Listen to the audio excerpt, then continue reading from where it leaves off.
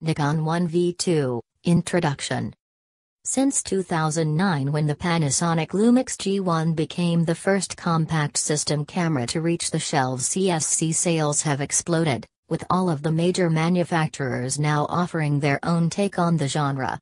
4 years on, and CSCs remain the fastest growing segment of the digital camera market, and with good reason too. Consumers have been drawn in ever greater numbers by the twin promises of DSLR-like image quality and the added flexibility of an interchangeable lens system, but without the bulk of a traditional DSLR. Nikon was actually something of a latecomer to the market, with the first generation of Nikon 1 cameras launching at the end of 2011 in the shape of the entry-level Nikon 1J1 and more advanced V1. Both were launched with much marketing fanfare, with Nikon particularly keen to showcase the ability of both models to begin recording images before the shutter button had been fully pressed. While this, and indeed many other elements, of the J1 and V1 impressed critics, there were also some elements that left many disappointed, not least the combination of a high price tag and the burying of manual and semi-manual exposure modes deep within the menu system rather than on a standalone mode dial as is more commonplace. Fast forward 12 months or so and the V2 picks up where the V1 left off, and although it comes with a similar feature set, the body has been completely redesigned. Has Nikon seen fit to address the most common complaints with the V1, and does the V2 improve on the impressive, yet ultimately flawed V1? Let's take a closer look and find out. Nikon 1 V2 Features. The V2 follows directly on from the V1 by employing a 1-inch, 13.2 by 8.8 mm, CMOS sensor at its heart. Nikon refers to this size of sensor as CX format, as opposed to its DX APS-C sensors and FX full-frame chips. Nikon's decision to go with a 1-inch sensor for the Nikon 1 series certainly raised a few eyebrows when the range was first announced, with many observers noting that Nikon's CX sensor is quite a bit smaller than the Micro Four Thirds sensor used by Panasonic and Olympus CSCs, and even smaller still than the APS-C sensors favored by other CSC manufacturers such as Canon, Sony, and Samsung. That said, the V2's 1-inch sensor is still around twice the size of the 1.7-inch sensors found in many advanced compacts.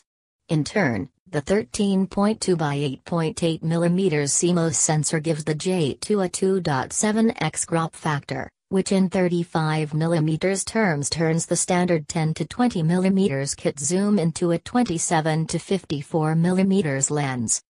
While the V2's sensor size remains the same, resolution has been boosted to 14.2 MP, a fairly sizable increase over the 10.1 MP offered by the V1.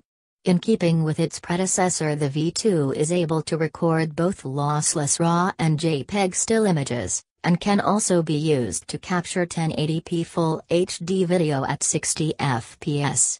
The V2 is only able to record still images in the camera's native 3:2 aspect, although it is possible to reduce effective resolution, which could be handy if you're shooting non-critical snapshots destined purely for the web.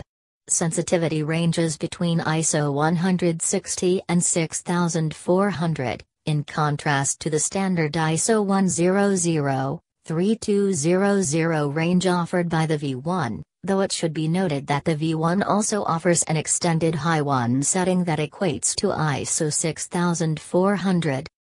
The V2 features the full range of program, aperture priority, shutter priority and manual shooting controls, allowing more advanced users to take as much control over the camera as they want to. Better still, these exposure modes can now be accessed directly from the main mode dial located on the top plate rather than having to trawl through the in-camera menu as was the case with the V1. Nikon 1 V2 Design. While the internal specifications of the V2 have seen only minor revision to the V1, the outer design has undergone a major overhaul. Indeed, the physical appearance of the V2 and V1 differs so much that when placed side by side it would be easy to assume the two cameras hail from a different lineage rather than being successive models in the same series. Whereas the V1 was more of a rectangular slab punctuated only by the slightly raised EVF, the V2 is styled much more along the lines of a traditional DSLR, albeit a very small one.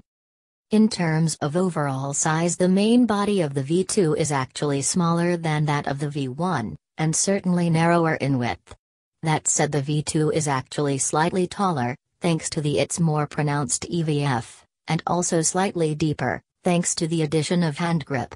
The new hand grip is fairly substantial and offers a pleasingly firm grip on the camera, helped in no small part by the rubberized coating both on the front and rear. In the hand, the V2 is undoubtedly the more comfortable of the two models to hold and operate. The V1 feels positively slippery in comparison. As mentioned on the previous page, the V2 greatly benefits from the addition of a conventional mode dial on the top plate that allows you to switch quickly between the PASM and other shooting modes. In addition to this, Nikon has also bestowed the top plate with a command dial that can be used to control shooting parameters. Other physical controls, including those for playback, menu, display and delete, are now located down the left-hand side of the LCD screen, much like the arrangement found on the rear of Nikon's DSLRs. Overall, the layout of the V2's physical controls is much more coherent and intuitive than the half-baked approach of the V1. Nikon 1 V2 Performance. The Nikon 1 V2 benefits from the same advanced F system used in other Nikon 1 models. This uses an advanced hybrid F system that switches between a 73-point phase detection and a 135-point contrast detection F system depending on the scene you're capturing. This approach results in blisteringly fast F performance that's as fast as any other digital camera on the market. In addition, F performance is consistently accurate, even when it's assigned to follow moving subjects in tracking F mode. Thanks to the V2's powerful Expeed 3A image processing and burst shooting are two further areas where the V2 excels. The Expeed 3A is Nikon's most recent image processor and allows the V2 to claim some headline performance figures.